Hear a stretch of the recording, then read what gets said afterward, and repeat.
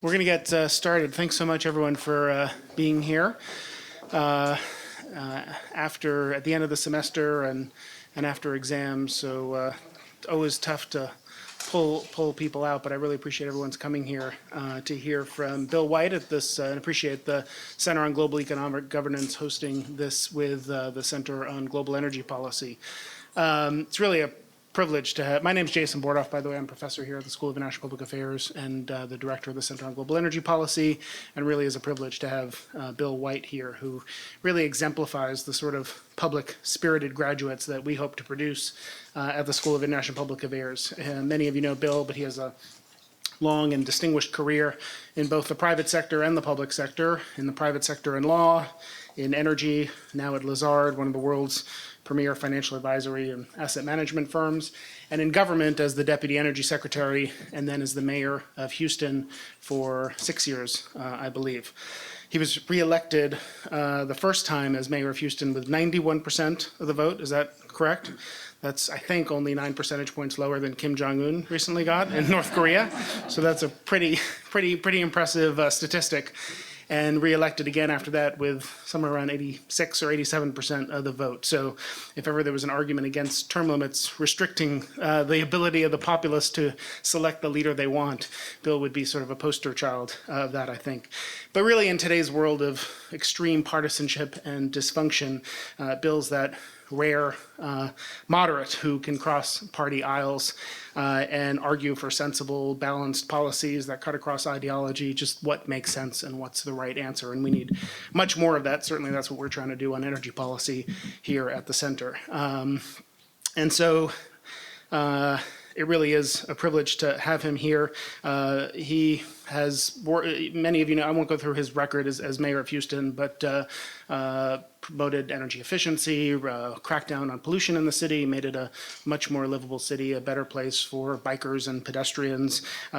His leadership in the city in the aftermath of Hurricane Katrina was honored with the John F. Kennedy Profile and Courage Award, and President Bill Clinton called him, quote, one of the most effective, respected, and popular mayors of a large American city in decades.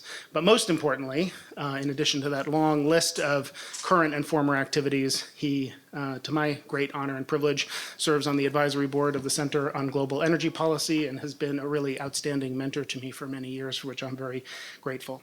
So in the spirit of helping us remember that sort of long forgotten era of bipartisanship, he's written a book about the history of America's debt and a reminder that fiscal discipline actually was the rule, not the exception, until quite recently. And so I'm looking forward to hearing more and learning more about that along with all of you. So please join me in welcoming to Columbia Mayor Bill White.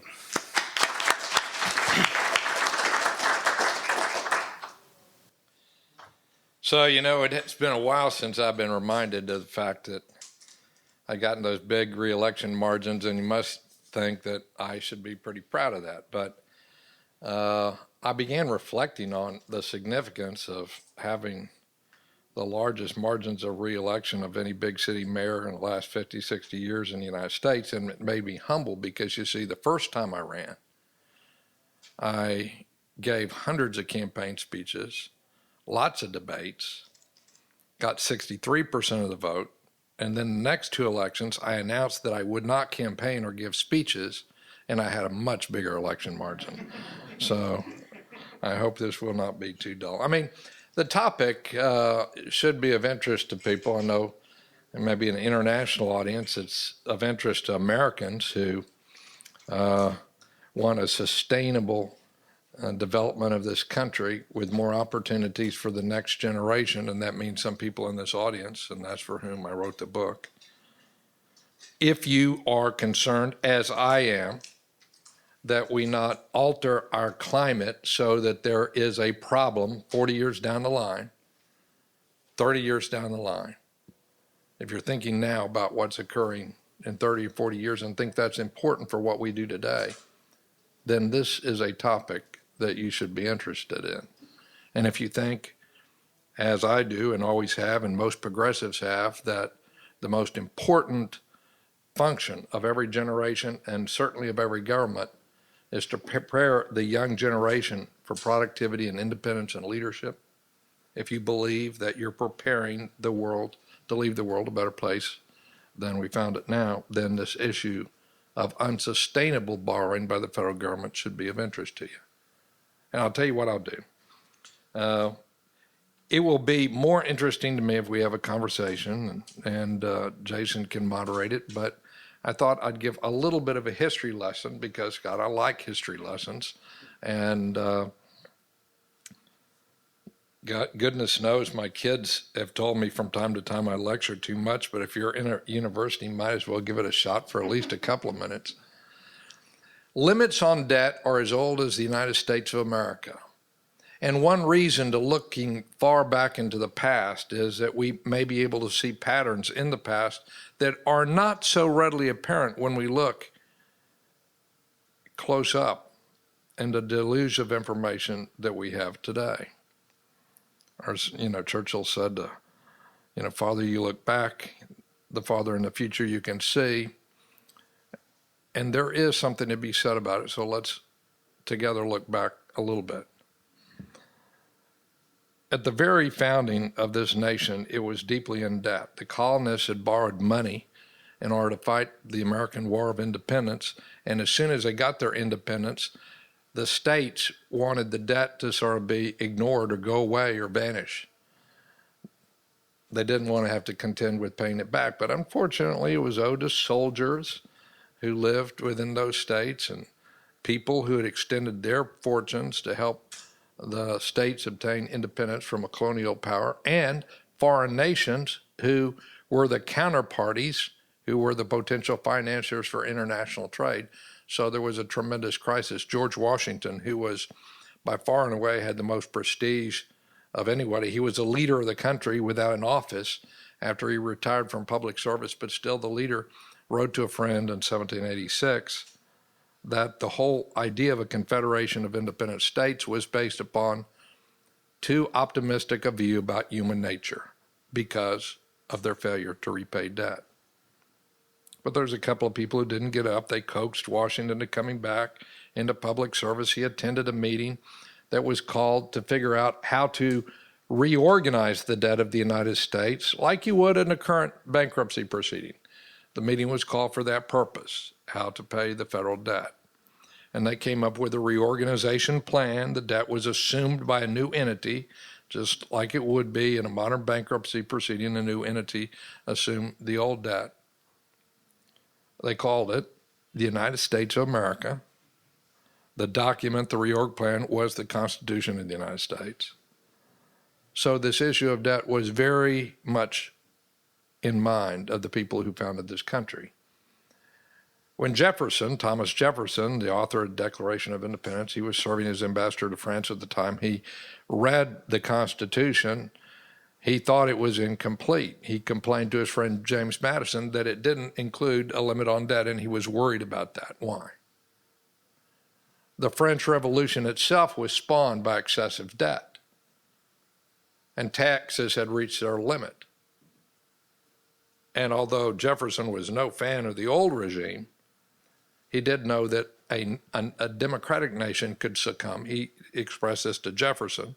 It could succumb to the temptation to borrow money now in order to hide the cost of government and pass it off to people in the next generation. So specifically, he wanted a constitutional amendment to say that you could only borrow enough money that you can pay it off in one generation. And you couldn't draft that very well. So Madison said, as an alternative, why don't we establish a political principle that would be obvious to the eye of the ordinary politician? And in fact, they did so. And for about 180 years, some very ordinary politicians did something very extraordinary, which is that they limited the use of debt to 4 purposes, and only 4 purposes in the history of this country. We acquired territory, we prevented states from leaving the nation, we offset the loss of revenues during severe downturns and provided some relief, and we fought wars, usually while raising taxes. That is the only, I'm saying this not as an exaggeration, but as a precise mathematical statement, that those are the only, which you can find the appendices to the book, these are the only reasons, the only purposes for which we borrowed for most of the nation's history. Now, what I'll do is I'll give a little bit of ignorant history before I talk about the wheels falling off and a couple of practical suggestions, and we'll wrap it up. But this is a fun part for me. So 1793, in Congress, it's in Philadelphia, there's this guy who comes into the room. And the Senate is a pretty exclusive club. People are sort of, the ones from the South have slaves and they're aristocracy. The ones from the North, basically, they are a merchant and commercial aristocracy by and large. But this guy comes in and he does wear nice clothes, but they're old and tattered clothes. First thing he does when he comes to Philadelphia is join the Abolitionist Society. He had built his little place with his own hands in western Pennsylvania, in the far western frontier. He didn't run for the Senate. He didn't even know anything about the Senate election until they notified him that they had selected him to go to the Senate. And he demanded that the Secretary of Treasury, somebody Columbia may know something about, Alexander Hamilton at the time, they say that he's passed a resolution in a very broken, heavily accented English, saying that he ought to prepare all the accounts of the United States. He wanted to review the accounts personally to see the maturities of the debt, the interest rates on the debt, all the categories of expenses and all the categories of revenue by year, what their projections were and what their actual spending was during that time. Now, Hamilton went nuts and said that he was already overworked. He had just been through a severe yellow fever epidemic where most people had moved out of Philadelphia. A tenth of the population had died. People who think this nation has always been affluent ought to reflect on some of those conditions at the time. And the Senate expelled him because he couldn't prove he was a citizen. Of course, that was ridiculous. He spoke in a heavily accented English. Who was this guy? Albert Gallatin would become the really author of what I call the America's Fiscal Constitution and some of the practices. He was a Swiss immigrant.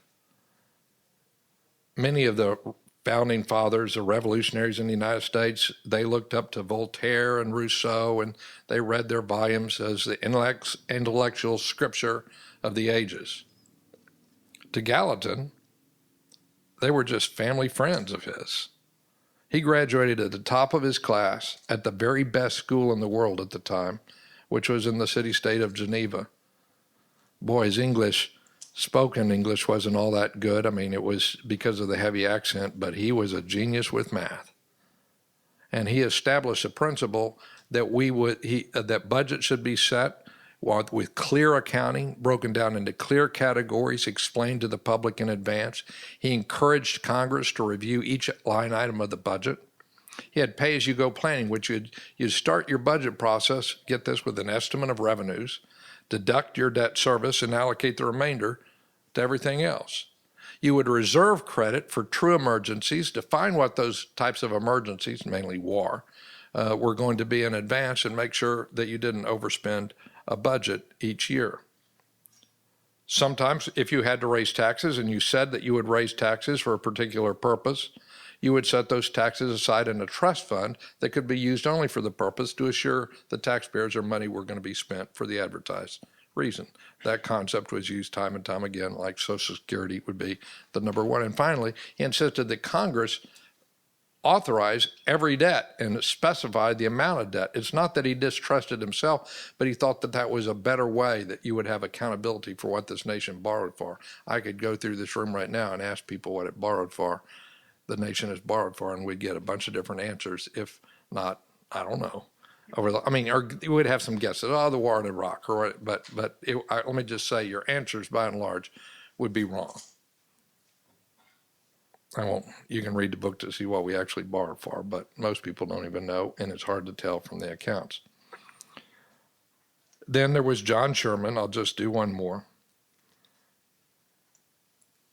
In Ohio in 1855, a bunch of people got together and they were opposed to the extension of slavery in the territories. There were Democrats, Free Soilers. There was an anti-immigrant movement called the Know Nothing movement. It was really sort of anti-Catholic Irish immigrant movement. at the time. It was called Know Nothing Movement. There was old Whigs, but they had one thing in common. They thought it was time to take a stand against the extension of slavery in territories where slavery had not existed in the United States.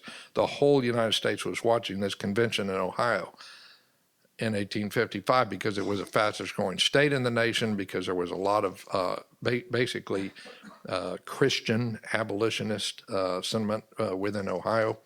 And they chose as a young man to preside a fellow named John Sherman. He was 33 years old. He was an old Whig.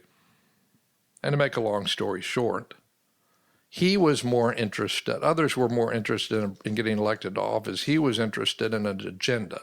If he could somehow put his faction, which was the largest single faction at that meeting, if he could give all the other people, all the other parties, the offices at that meeting, governor of Ohio, other state offices, not his faction, then maybe he could trade for something in return.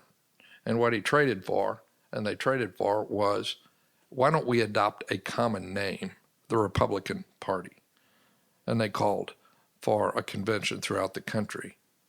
And after the Civil War, John Sherman, as Secretary of Treasury, head of the Senate Finance Committee, knew the accounts, believed that it was critical for the future of this country to pay down the debt that was incurred during that Civil War, because both he and some of the Confederates who joined the Congress, House, and Senate afterwards understood that it would be unfair if the nation had asked people to sacrifice its life for the nation, over 1 million people, soldiers alone, to sacrifice their life for the nation, while the civilians refused to build a better country by retiring the debt from that war. And for the next 54 years, the nation only borrowed a handful of times, and then during a severe downturn and a brief war.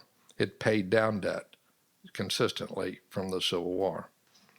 All that changed, and I marked the change in 2001 for the first time in the nation's history. We waged war not while raising taxes, but by lowering taxes.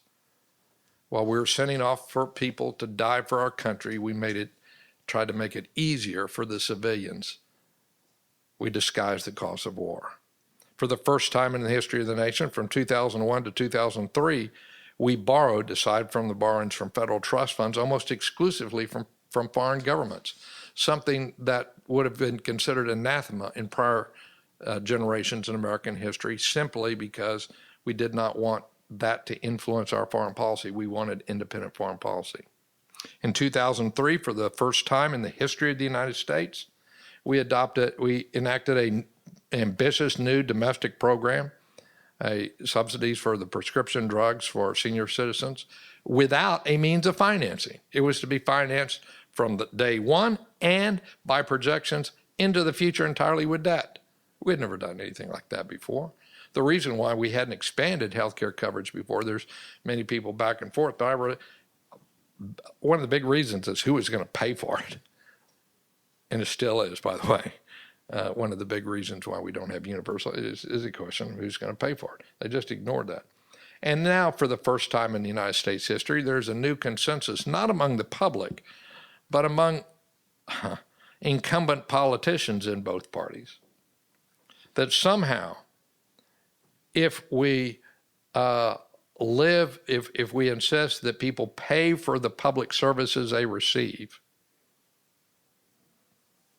and we tell people that you'll only receive the services you're willing to pay for, as did generations of political leaders, as does every mayor and county judge in the United States. If we did this,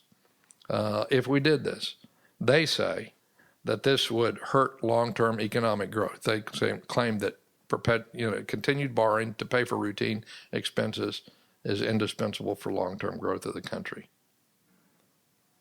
Nonsense. Never has been. Some of the fastest growth times in our history, we've had significant surpluses.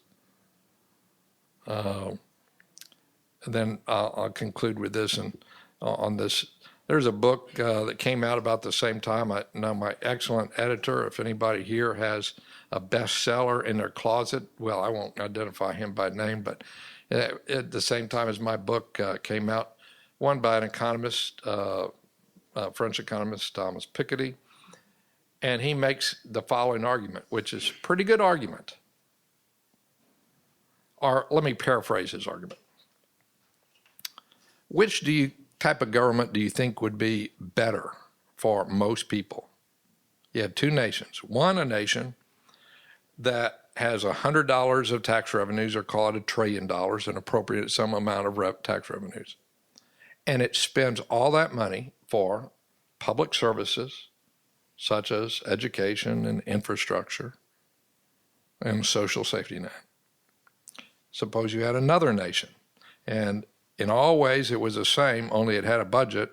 Economic character is the same. It had a same budget, same tax revenue, that is, same tax revenues, and it spent all that money to pay wealthy creditors for debt that had previously incurred. Now, which of those two models do you think leads to more opportunity and more quality of income distribution? Hamilton and Madison said clearly, we had a Secretary of Treasury Andrew Jackson put it this way. He said, interest is paid to this is not I'm not a Marxist, nor is, but this Andrew Jackson, Marx hadn't even read Capital, written Capital by the time.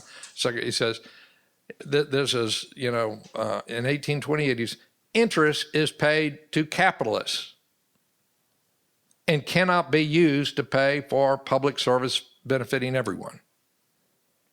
When we retire the debt, we won't have to pay that interest to a small portion of the population and can use it to improve things for a larger population. And because we're using tax revenues to do it, we will not put the additional demands on savings, and therefore capital will be available for private investment at a lower cost, creating more opportunity for everyone. Now, that's not a bad idea. And that's what the book is about. I have a couple of ideas about how you could implement that at the end, but with that, I'll pause and then we'll take questions. Thank you. Whatever you want. Here, take a seat. I'll just kick it off. I mean, it's a small group. I'll kick it off with one or two questions, and then really just open it up and have a conversation. I don't know if we have. Do we have a roaming mic? Can we just hand it around because it's a small group? Is that okay? Okay, thanks. So I didn't bring it up with me, but if I were holding the book up, I would say it's like a really big book. There's like you spent a lot of time on this, and I guess my question is, given how busy you are and everything on your plate, why is this so important? When you look at everything the country is facing now, what are the implications of the breakdown we've seen in our fiscal constitution? What does it mean for economic growth? What does it mean for employment? Why is this the thing you picked to spend as much time as you did? Yeah, I mean, I think, Jason, probably this issue and perhaps what I'm going to say, this issue sort of dominates all the other public policy issues, the ability the choices we need to make about healthcare, the ability to have a global security umbrella, provide a global security umbrella as the nation has since basically 1950, as described in the book, that encompasses not only our interests but our values beyond our borders. The competitiveness and investments in R&D and education, all of those depend to a significant extent on whether we address the imbalance between today's commitments and resources in the federal government. And there's a reason for that. It's not a theoretical reason. That's why the book is sort of a little bit long. I hope not too tedious, because as I explained there, you can win a race against compound interest in a sprint, but not a marathon. Compound interest accelerates with time. This is the same reason, by the way, where you're better to detect cancer and deal with it early rather than later. Compound interest is almost hard for us to get our hands around, and it's a miracle if you save consistently a bit every year. It's a curse if you borrow more money. You borrow to pay interest every year, and that occurs once you get past certain economic thresholds, which I won't get into. But the United States has passed those thresholds, so this is the reason I do it. And there's one other reason. It is that this began sort of as an article that I was going to write about why progressive people should loathe debt. Why I'm not talking about the policy during the Great Recession of 2008. We've borrowed money during downturns since 1819 and 1820. The people who say that the federal government, we should not have, I don't want to get into, this is just two bits, but the people who have the benefit of hindsight and then critique what was done in the late George W. Bush administration and early Barack Obama administrations to try to stabilize the economy, I don't have too much tolerance for. Because we were, I tell you, no economic history, and we were on fragile ground. But today, national income is at an all-time high. You don't get much higher than an all-time high. And we're borrowing $700 billion, or about $5,000 per, more than, I call it, over $5,000 per, call it $6,000 per household this year to pay for routine operating expenses of the federal government. That's not sustainable. And why did this, you sort of described what happened in terms of, some policies with tax cuts in 2001 and then the war and Medicare Part D and other things. But why this change? What caused it? Is it just a symptom of a manifestation of the broader dysfunction of Washington that Democrats and Republicans can't cooperate or compromise anymore? Or is there something particular unique to this issue that kind of led us to deviate from our historical pattern? Yeah, in the book, Jason, I describe it. You can imagine there's always been a tension between, the temptation of politicians, not only elected politicians, but dictators and kings and everything else, to promise more public benefits and services than they're willing to charge in taxes. Jefferson, in particular, was observing this tendency when he talked about the limits on debt. So there's always been that limit. But, while I'm talking, here we go. Oh, there you go. So I won't spill it all over myself on camera. So you can think of almost a chain with two poles on the chain. At the ends of the chain, one is spending and one is taxation. And there was a tension on that chain. And the concept of balancing the budget, except for extraordinary purposes, forced a balance between those two tensions. It linked each party's spending and tax policies. It linked those policies. It created a need, if you propose new spending, to explain how to pay for it, and if you propose a tax cut, to say what you're going to cut in spending. And in that way, it also gave if somebody here is an economist or you study political theory, it gave a signal to the Democratic voters of what the price of government was. The price of government was charged in taxes. And it was obvious. Debt is less so. Well, that chain became fragile. Certain links of that chain started to break. Some of the budget practices instituted by Gallatin. And then in 2001, when you had a so-called conservative president, a so-called conservative Congress, decide that we should spend a lot more money than the tax revenues available. We should raise spending and cut taxes at the same time, when the budget in 2000, it just had a bare surplus, and the reason for that surplus, the large gains from the capital gains from the dot-com bubble, had gone away. Hey, if one, if one party does it, then both parties sort of surrendered on this issue at the same time. In the past, when one party became lax in fiscal discipline, then another party, or in the case of Mr. Perot in 1992, a third party came along to whip them into shape. But today, each party has an interest in taxing less than it's willing to spend. So what do we do about it? Well, I have a couple of, sort of suggestions. Now, they're not programmatic. Let me just say with humility that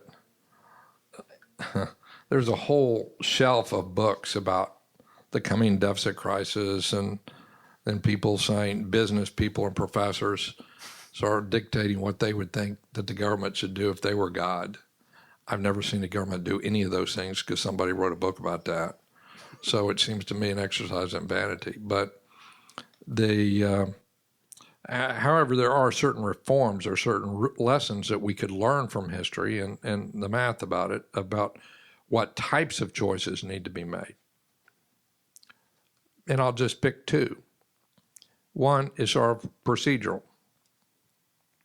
Right now, there's no accountability among the members of Congress about how much debt each member of Congress condones or is responsible for. There's a guy who is, just he's somebody that the left hates, and traditional conservatives ought to hate too, because he's led to some of this mess, named Grover Norquist. But he's a very bright guy, and he's very straightforward in his thinking and explanations. And we probably ought to try to control spending, and we ought to try to control debt. But there's no practical way that I can think about where I can point to a vote and they can't get around it and say, well, that wasn't really a vote for debt, or that wasn't really a vote for spending, or I had to do it. But on taxes, I can do that. So we had this no new taxes pledge. In other words, accountability does tend to work in the political spectrum, in the political life. I've seen it. I know it. The NRA is pretty powerful because it has this litmus test, and you're either for us or against us on this vote. And people, you can disagree with the NRA's agenda, but at least people are accountable for their agenda because it's very salient. Now, get this. It would be a simple matter for the federal government to do the same thing that New York City does, that other cities and states do, which is when some elected official votes to spend money in excess of available revenues, they need to take a separate vote to incur or use debt to pay for that amount. If we did that, you would have a clear record of how the parties stood on the issue of incurring debt, and you would link the spending vote or the vote to cut taxes with the vote to incur debt. That has not been done. As a result, we have this bizarre debt ceiling theater where you have the likes of Mr. Ryan, who in January proposed a budget, the House Budget Committee chairman, and he supported a budget that was $600 billion more than available revenue. And within 30 days, he voted against the use of debt to pay for that. Now, that's not accountability at all. That's silly. The second thing you could do, and we need to do, is we need to balance the budget for Medicare. We're borrowing money to pay for Medicare expenses. That makes no sense. Medical costs are high enough without adding a layer of interest expense on top of it, and then compounding that. Medical costs are rising. They're not a temporary emergency expense. There's no reason for us to borrow for that purpose. The program enjoys widespread support. One reason we do borrow for that purpose though, is, but one consequence of borrowing for that purpose is not only will our debt continue to go up as 75 million baby boomers retire, but the cost of Medicare will be disguised from the public because debt is used to hide that cost. And we will have a more realistic public conversation, one way or another, resolved one way or another, about how to deal with high-cost patients and procedures, about reforms in the medical delivery system, if the cost is fully visible to the public. I want to open it up, but I'm just curious. You sort of said that, what's broken down is this impulse, which from being an elected official, to want to deliver, to want to give more carrots and goodies to people, and paying for it. People tend not to like. But that's always been true, Right. Hundreds of years. But again, you lay out so well in the book this 200-year history of fiscal discipline. So what was different? Why did that tension you describe? What's changed in the last couple of decades? Well, when you think, like, first of all, a mayor, so Houston is bigger than 17 states, has more people in it, the strongest strong mayor form of government. Really, the strongest local executive in the country would be the way they've written the Houston mayor's position. So, I was hands-on and I was accountable for what the budgets were. But, it would be illegal for a city to borrow money to pay for operating expenses. It would require a change in state law for most states. So sometimes cities may have gotten that change in state law. I hope they don't, but sometimes they have. And in the Great Depression, for example, Governor Roosevelt here did have a bond issue to pay for some relief-related expenses, which weren't a capital expense, but it went to the voters and people knew what the money was used for. It was a constitutional amendment. But so you explain to voters in that situation, and I did it every single day, almost without exception, every single day for 6 years, the trade-off between taxes and spending. Somebody would say, why don't you do blank? Why aren't you doing blank? And if the reason was budgetary, I would explain to them because I would either have to cut police and fire protection or EMS response times by and large, or raise taxes. I mean, it was usually a good idea what they proposed, sometimes pretty bad, but usually it was, we want more police on patrol, we want faster response time, we want more parks and green space, et cetera, and we tried to do something. So my job to squeeze the most value out of each tax dollar, and I'm not either in favor or opposed to our level of taxation. I want to get a sense of what you think, and I'd put it open to a meeting. What do y'all think between raising taxes or cutting police and doing this? And we'd have a discussion just like that. And people respected that as an adult conversation. They didn't call it weak. It wasn't a sign of lack of leadership. It was just acknowledging the simple fact that people can recognize that there are trade-offs involved and engaging people in that trade-offs. So I forgot that's what people did throughout most American history. And that's what's missing today. There's too many political consultants who read polls and say, oh my goodness. And you could see the same thing in polls in the city of Houston. What, people want lower taxes, they want more services. So what? Does that mean people are irrational? No. No, it doesn't mean people are irrational. It means they're bargaining with the government to try to get the most government they can for the taxes they pay.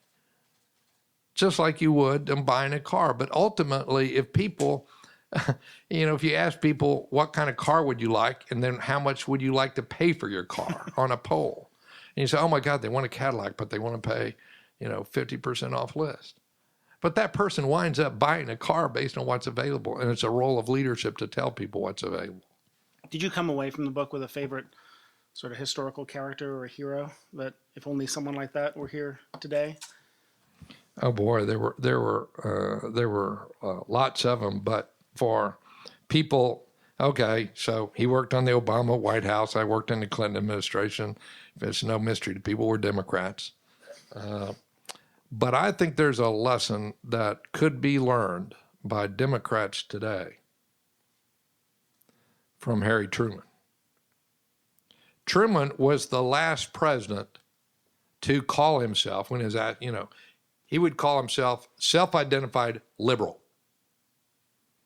At times, Kennedy would give if a liberal is this, then they can call me a liberal. If a conservative, so, and most of us don't like to be labeled. Truman, I'm a liberal, okay? When the Republicans cut taxes, he cut spending in the budget. He proposed a budget with lower spending. I'm thinking, what's a budget? Yeah. We haven't passed one in a while. And then he went, his view was, if you cut taxes, then we're not going to mortgage the future of the country. We're going to cut spending, and I'm going to blame you for the cuts in spending in the next election. And I'm going to tell the voters it's because you voted to cut taxes over my veto. Okay? Imagine in 2001 or 2003 if people would have, taken the attitude, well, if you want to cut taxes, then let's cut spending. And if they thought that we're cutting tax rates too much, then cut spending and blame the people who cut taxes, and then go to the vote and let the people decide what that balance is between spending and taxes. I think Truman was very personally unpopular. He had this comeback election of 48. And he was really, didn't ever have a high personal approval level. There's a number of reasons for that. Now he's sort of romanticized, but he was highly partisan. He was gruff, etc. He followed remarkable. He didn't have some of the political nuance that Roosevelt did. Let me put it that way. So he had some weaknesses, but people sort of understood where he came from on that issue. Now we have a lot of progressives who think, and they run for Congress, say that they were writing the budget, but I was able to save so-and-so in the budget. Well, you're not saving it if it's paid by unsustainable debt, or you're saving it only temporarily. You're pretending to save it for now by mortgaging it later on. And we ought to learn from that. And then finally, if there are a few progressive people here in this audience, we're reaping the consequences now. Debt service and medical expenses are going to absorb more than all of the growth in federal revenues, for the next 15 years. And where's that going to come out of? Education, national security, R&D, almost all the programs to support a social safety net, aside from Social Security, Medicare. Great. So we have about 15, 20 minutes for questions. We'll leave a couple minutes at the end to make sure everyone has time to buy lots of books and fill your coffers. Over here and then over here, please. And we'll have the microphone here. Joy Vach, the Astor Group. You had mentioned that national income is at all-time highs, and there are those who highlight that the distribution of income is increasingly unequal. And I'm curious as to whether you think that you would like to see dramatic changes in the tax code with regard to, yes, national income is at all-time highs, and let's tax the people who have a lot of excess liquidity. And bring that to bear. I'm curious if that's something within your purview or that you support. And also separately, I guess, whether you think in this political and economic climate, what the Clinton administration achieved, which seemed to be, a mix of providing services that many in the country wanted and at the same time produce surplus. Is that something that you feel can emerge again, or is that completely off the table as far as you feel with regard to the current climate and current actions both among Democrats and Republicans? On the second part, I do think that the type of balance that was achieved in the late 1990s is achievable. I think it's achievable when, apart from the trust funds, where you have dedicated revenues supporting expenditures. The federal government collected about 13.3% of GDP in revenues and spent about that much. So I think it is doable. There may need to be some rearrangement in there. In order to get there, you're also going to have to probably have a little bit more dedicated taxes supporting Medicare, because there's just going to be a lot more people on Medicare than there was at the time when the baby boomers were in the height of their working age. And on the first question, or the first part, I think that, I think a good reason to tax the people with the most income is that that's where the money is. To make, there's I won't make the analogy because we have a camera rolling, but there's an old story about Bonnie and Clyde, but so take this comment by Governor Romney about 47% of the people were takers and didn't pay any taxes. Of course, they did pay taxes for trust funds for certain benefits that they received. They pay most people. There's relatively few loopholes for the withholding taxes going to trust funds.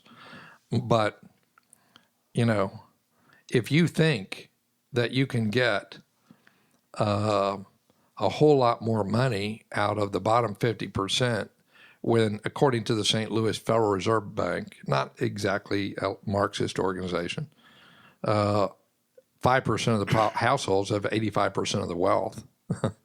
If you think you're, and where you're, 50% of the wage earners or households filing tax returns account for a very small percentage, far less than 20%. Far less than 20%. I can't remember the exact percentage right offhand of the reported income. You're in fantasy land. Now, here's the bad news for those. Look, we now, with the Medicare tax on top of the new Medicare tax, surtax on higher incomes, and the top tax bracket for people, individuals making over 400, couples making over 450,000. You're really about the limit when you get into the low 40% of what you can do with taxing personal income to avoid incentives for tax deferral and tax sheltering. And tax sheltering can't be made illegal unless you have, so long as somebody doesn't sell something and realize a capital gain, they won't have an income. So you really almost have to have a wealth tax. And it's very difficult. We taxed wealth in the late 19th century. And Mr. Piketty thinks there ought to be a wealth tax. But let me just tell you what happened when state and local governments were based on wealth tax in the United States in the late 19th century. Much of wealth doesn't have a readily determined, instant market value. And it's easy to obscure that by just putting restrictions on stock. So it was based on estimates, just like property taxes today. And if you want to see massive corruption occurring, then that's why progressive reformers, including many conservative progressive reformers, were for a personal income tax to replace, and a corporate income tax to replace the old wealth taxation, because whenever you have government taxing people on the basis of estimates, boy, I'm telling you, you're talking about rife for corruption. Whether you call it lobbying or campaign contributions or corruption. Yes, the woman here had a question, and then. Yeah. Thank you very much. It's a very interesting topic and your take on it. I was wondering I have two questions actually. Question one, why choose Medicare as the scare, if you will, problem, as opposed to the 40% of our budget that goes, in fact, to the Pentagon and quote unquote security? Seems to me there's a heck of a lot more to be done dealing with that incredibly excessive expenditure of power politics. And the second question is, I realize that I wonder what you think about public banks. We know about North Dakota, and certainly there is a movement now to establish public banks. And you're citing the fact that interest is, and compound interest is a major problem, and most of it's going to banks. So I wish you'd comment on those two things. Okay, on the second, I'm probably not as knowledgeable. So on the pros and cons of,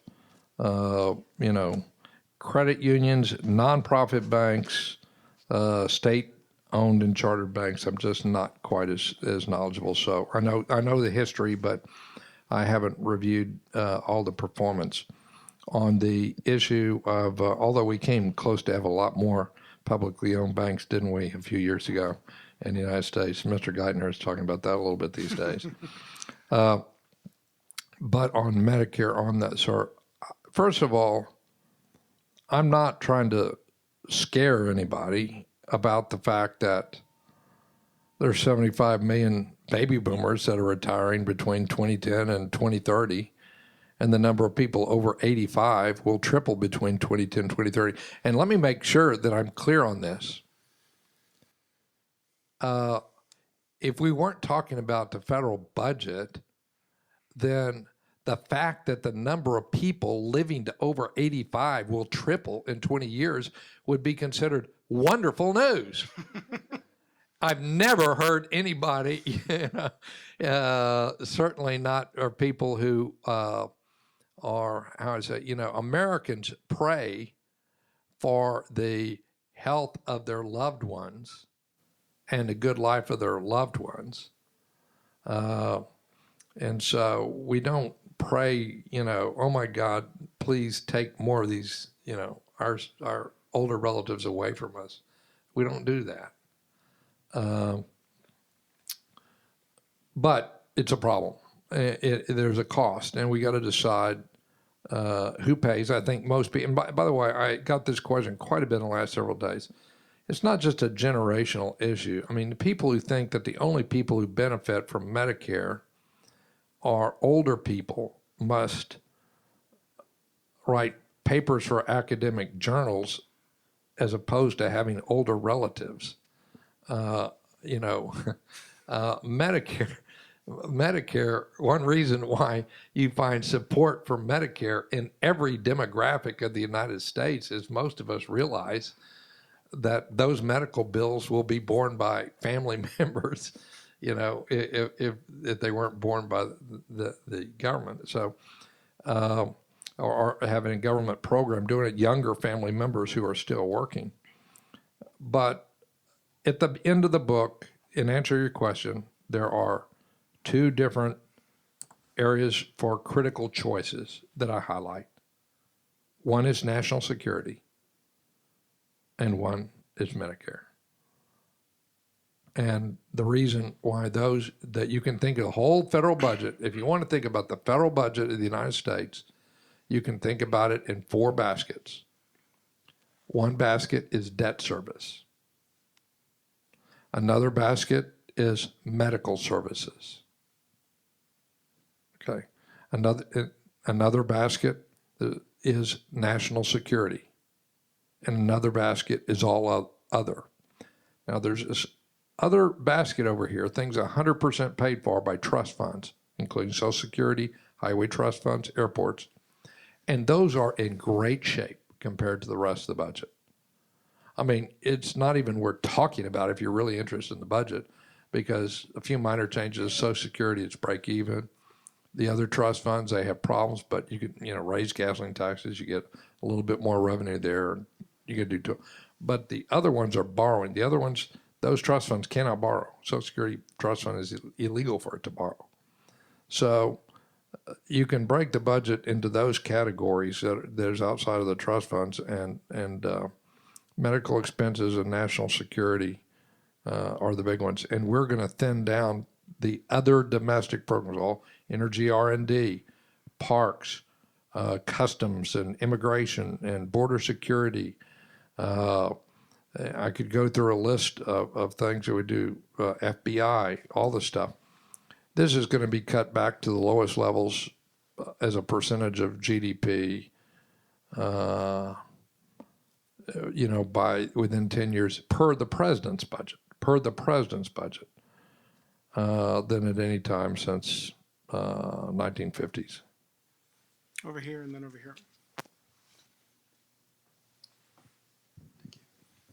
How much of in the book, the change doesn't really start in 2003. I inferred that it starts in the Reagan administration. Well, yeah, I would say it would be, Scott, I'd say, go ahead. Well, I was just going to say, so it is decades. Jason mentioned that this is a change. And is it a cultural change in any way connected with the stagnation of real household incomes over the last 30 or 40 years, where people just feel they don't have a stake in the system? Or is it tactical? Is it related to, say, the K Street project that Tom DeLay started, which was just basically opening up the vault? So how much is this a cultural change that Washington has actually just absorbed? So it started outside of Washington. And how much of it is something that started in Washington, just purely tactical, is free money? I would say the second, and I'll tell you why. First, I really don't consider the Reagan administration a turning point, because the fact of the matter is, I mean, I did not know this until I went back into the record. And I was sort of influenced, my predisposition was influenced by a book by somebody who I like, named Dave Stockman, but he had written about the time a little bit. But when you actually go back to the numbers of what happened, the truth of the matter is that when you had the appropriations passed in 1981 and the tax cut in 1981, the CBO, the OMB, including numbers that were largely taken, Stockman has all this stuff, but it's largely taken from the Carter models that had been there for a while. And there was a consensus that inflation was going to continue to push people into such higher tax brackets. You were not going to have big deficits. I will say that is the modeling consensus at the time. We like to talk about voodoo economics. Well, of course they would have known if you cut tax rates, you increase defense spending, and you have a deficit to begin with, you're going to have a bigger deficit. But there was something else going on, which they actually believed that inflation was going to push people into higher brackets, because we had double-digit inflation, and nobody believed that Volcker's medicine was going to work as fast as it did. So a policy option that was not deliberate can hardly be said to be a matter of principle, change of principle. And moreover, after 1981, every session was a battle royal to try to get the budget back in balance. And that was a goal.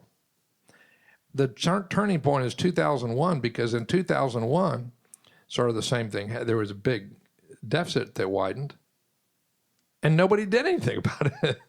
In 1981, there was a big deficit that widened, and in 1982, they raised taxes. Okay, in 2001, there was a huge deficit that came up, and that was enacted. And actually, I'll say in the next session, they lowered taxes and blamed it on terrorists. So I think that's a real turning point. And I don't know whether I'm not. That's factually correct, but there's some kind of cultural. Yeah, but I think it was Washington. Yeah. That fertile ground. Yeah. Why I think it was Washington based, and call it tactical DC based, as you say, is that Americans did not wake up one morning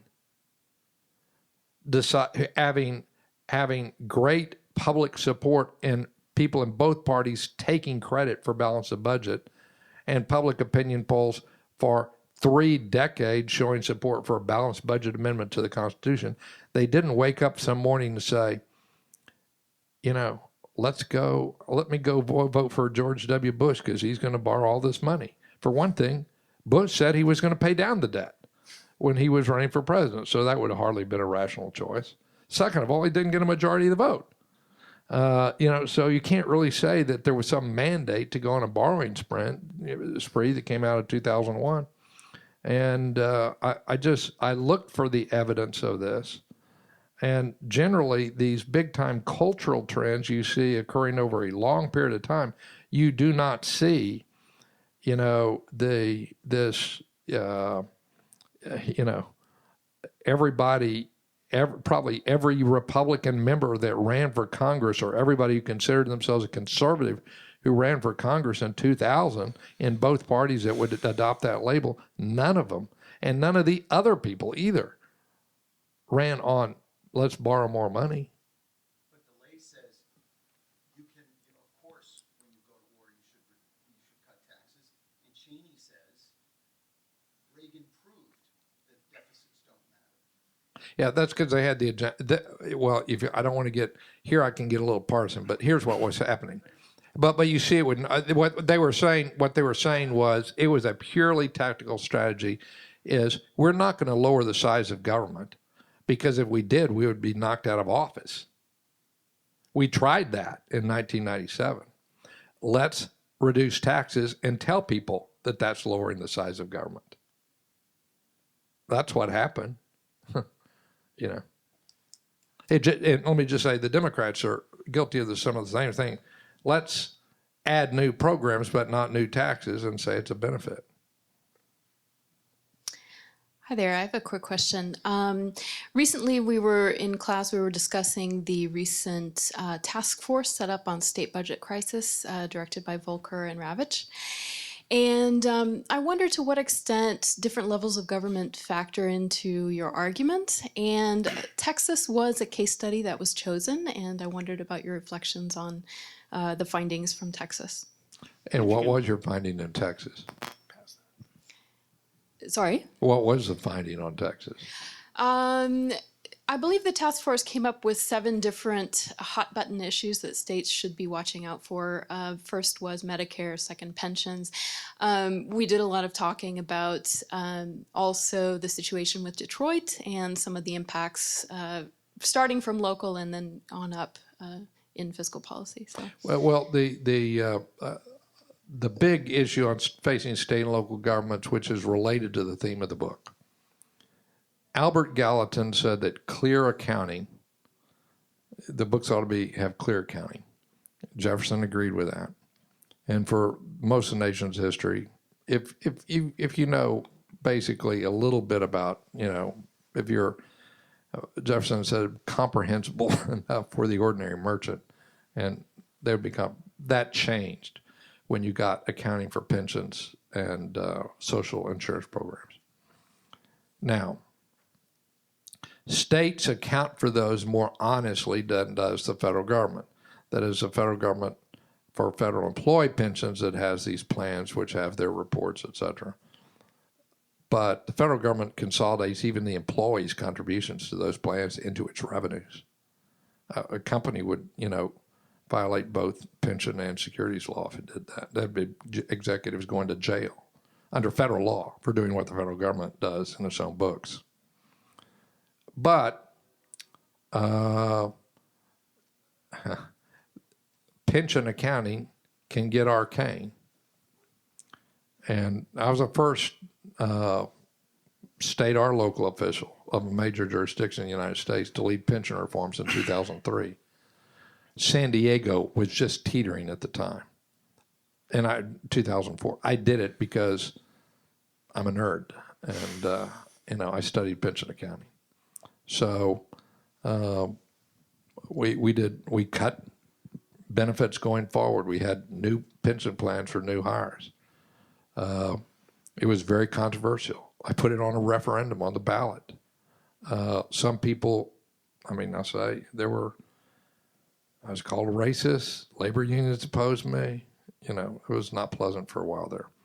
But we did the right thing. And we did the right thing for the employees, too, by the way, because I told them. But that's a principal issue. And why do we face that issue? The reason is because it's off the balance sheet financing, because it's an unfunded liability, and very few people know how to read the notes.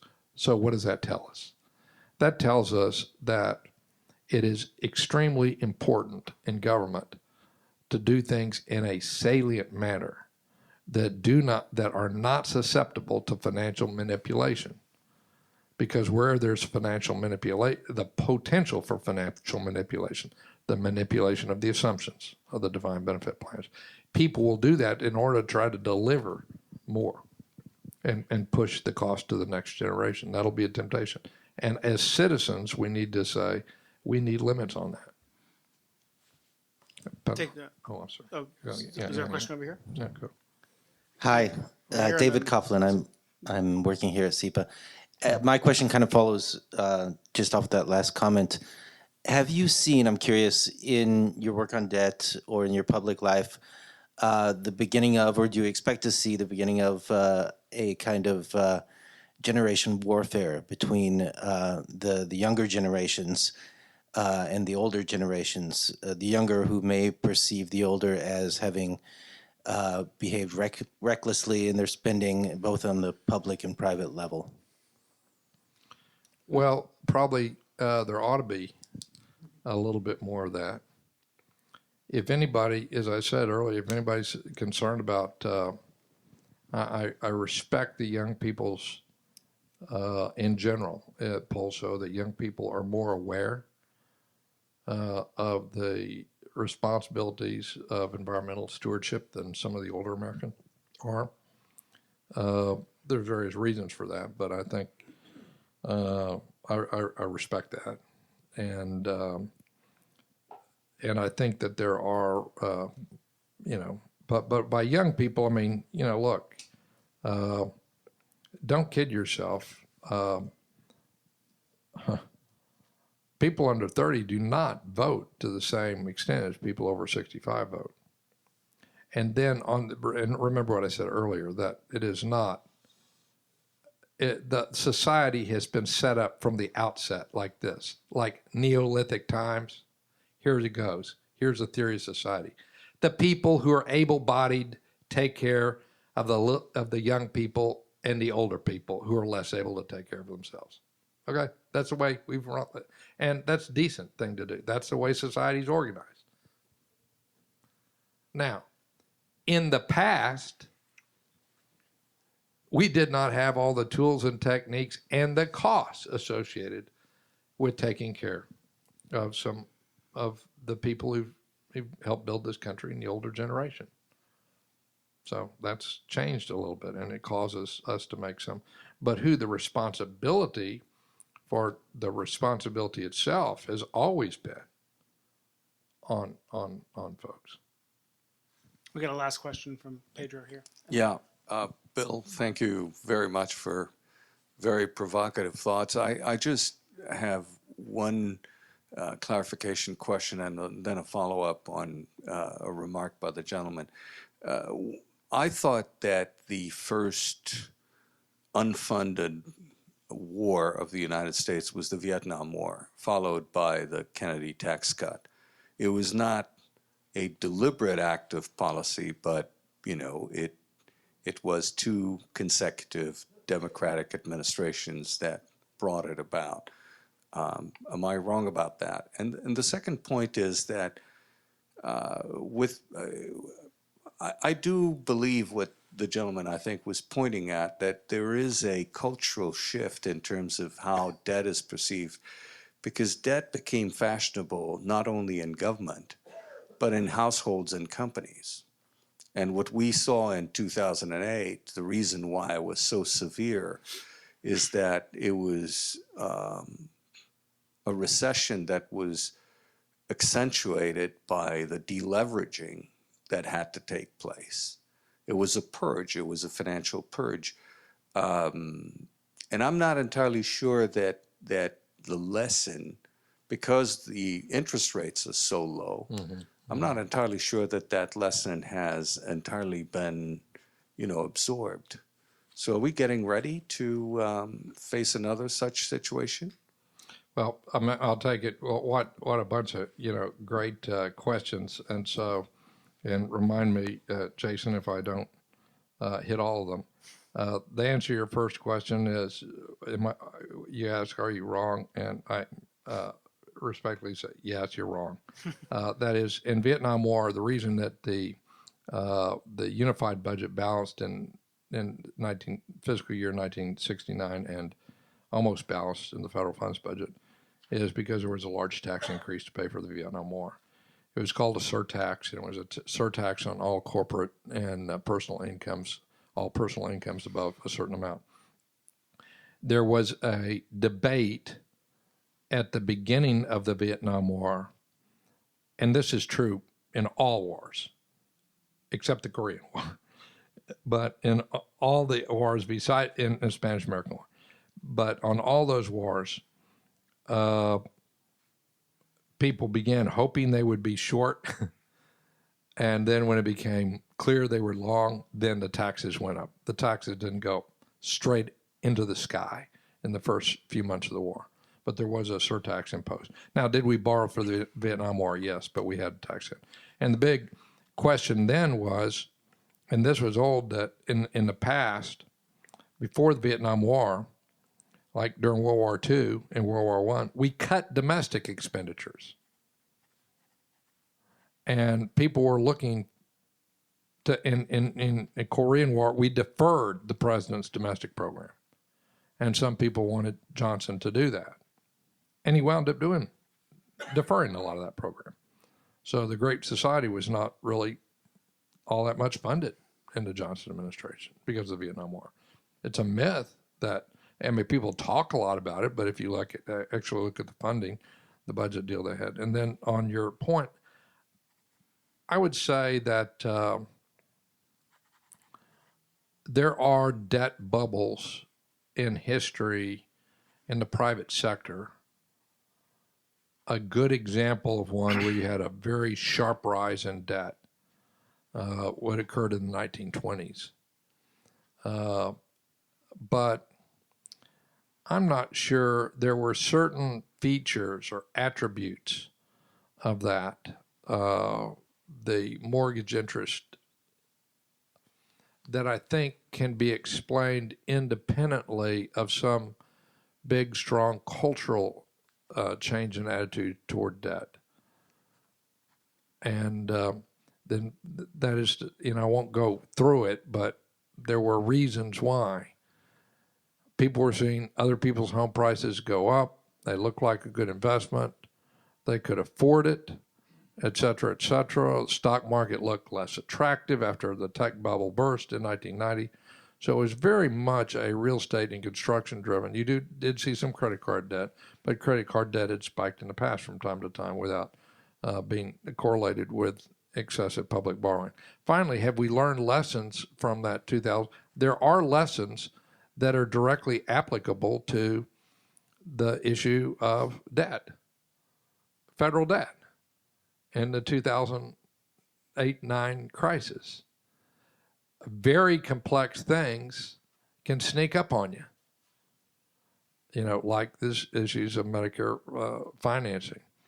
It is so long as people, here's the biggest one, that so long as people are willing to buy your debt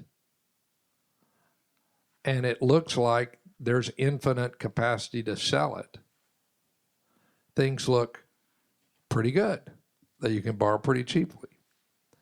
But when when people start to question, as they did the government agency debt, when they begin to, or they did the debt that was on the multinational bank, when the safe underwritings look unsafe, then instead of having a whole world of buyers, you'll have very few buyers. And this is what happens in sovereign debt crisis. So in sovereign debt crises occur and I don't think we're going to have a sovereign debt crisis. I think the United States is fully capable of servicing its debt for 10, 15, 20 years. But if that day comes, it's going to come extremely suddenly, because that's the way it all, when somebody says the emperor has no clothes, then people head to the thing. The most immediate impact is don't go buy gold. But if you want to maintain a global security umbrella and you want to maintain medical services for older Americans, then we've got to pay for it. Great. Well, this was really interesting. It is a great book. I don't have a good attention span, so somewhere right in that sweet spot between 140 characters on Twitter and Piketty's 700 pages is perfect for me. So 500. No, but it really is. It was a really interesting read. I encourage everyone to pick up a copy in the back. And I think people know this, but there are large groups of people who have chosen to make careers in public service or in energy or in other fields who have benefited from looking to Bill as a role model and a mentor. And I think that we've heard today the future will be hopefully a little bit brighter if lots of those people can act on the wisdom, the dedication to public service and to the health of this democracy that we know that Bill's put into practice for decades. So I'm very lucky to count myself as one of those people and to have learned from him today along with all of you. Please join me in thanking Bill White. Thank you.